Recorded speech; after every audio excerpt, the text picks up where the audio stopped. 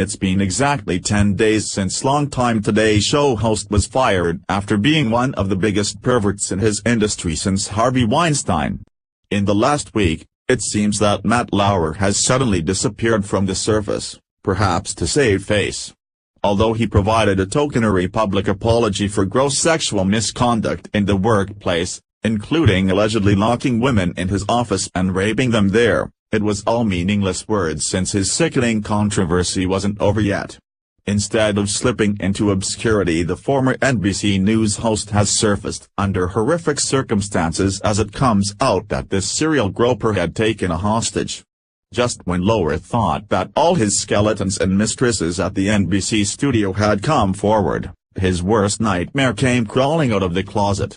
His chances of getting the remainder of his $30 million contract just got a lot worse for him after Adi Zenon emerged and exposed Lauer's most salacious secret yet. This comes after several accusations against him were possibly being turned into criminal accusations such as rape and assault.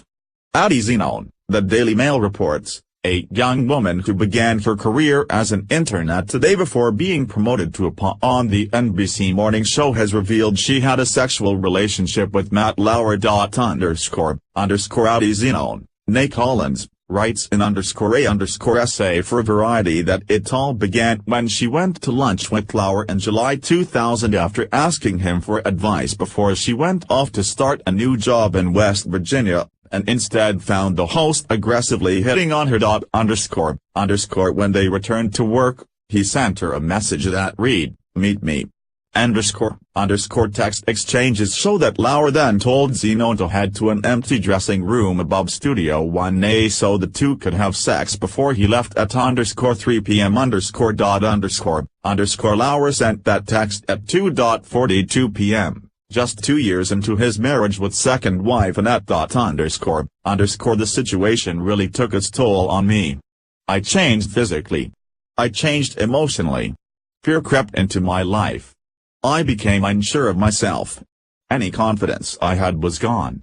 For him, it was a conquest, writes Zenon, who also detailed one encounter that occurred in Lauer's office. I sat across from him, and he pushes a button from his desk and the door shuts.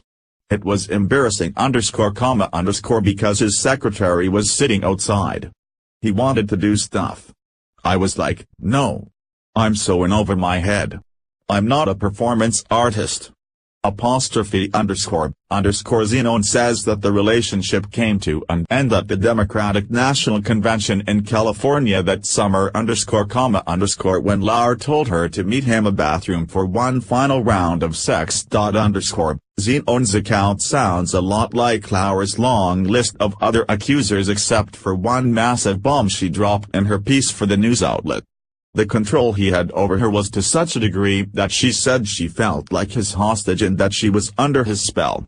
This is a common, manipulative tactic abusers use on their victims. What happened with Matt held me hostage. I was under his spell. It was all-consuming. I couldn't focus. I couldn't concentrate.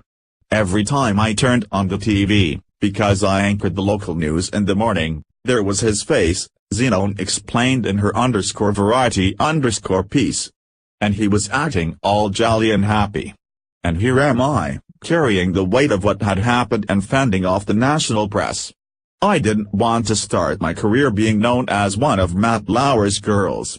In an attempt to take back control of her life and find herself after enduring the physical and emotional abuse brought on by Lauer taking advantage of her and abusing his power, Zenon enlisted in the military.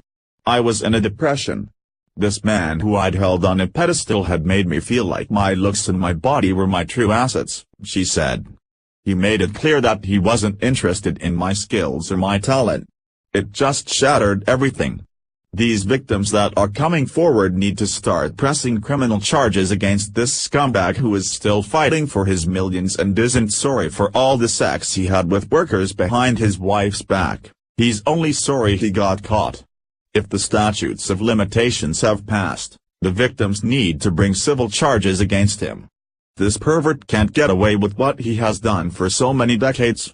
He needs to be taken down and either end up in prison, with an eager cellmate, or he needs to end up in the streets living under a bridge. Either option works.